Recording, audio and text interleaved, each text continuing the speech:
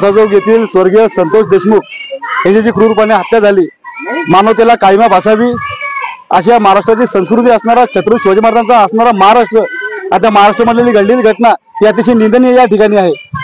तर यांच्या निषेधार्थ या मारेकऱ्याला शिक्षा त्या ठिकाणी झाली पाहिजे म्हणून बुलढाण्याच्या वतीने आम्ही बुलढाणा बंदचं नियोजन त्या ठिकाणी करण्यात आलं। संपूर्ण बुलढाणा त्या ठिकाणी बघता हे बंद झालेलं आहे आणि आमच्या बुलढाणा शहरातील त्रिशेम चौकातील स्नेहल चौधरी तिला एका टेम्पो चालकाने उडून तिची अमरपणे हत्या करण्यात आली।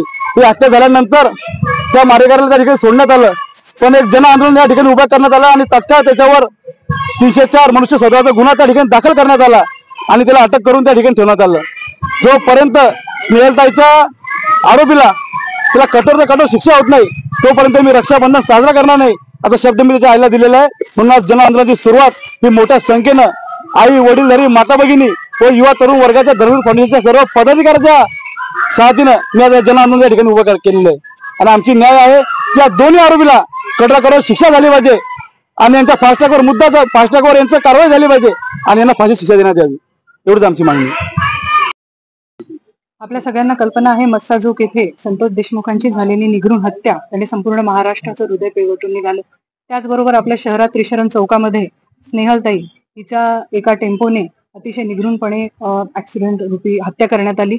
याच्या निषेधार्थ आज बुलढाणा शहरामध्ये धर्मवीर फाउंडेशनच्या वतीने आणि शहरवासियांच्या वतीने इथे आक्रोश मोर्चा त्याचबरोबर बुलढाणा बंदचं आवाहन करण्यात आलं।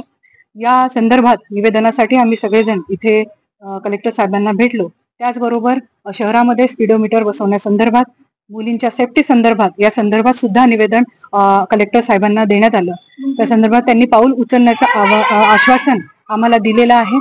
आज आपण बघितलं की आक्रोश मोर्चामध्ये असंख्य प्रमाणात विद्यार्थिनी, तरुण वर्ग, महिला मंडळ त्याचबरोबर पुरुष वर्ग सामील झाले आणि आम्हाला नक्की विश्वास आहे की प्रशासन ताबडतोबीनं या हत्यारांवरती आणि ह्या नराधमांना ताबडतोब फाशीची शिक्षा देईल असं आम्ही अपेक्षा करतो।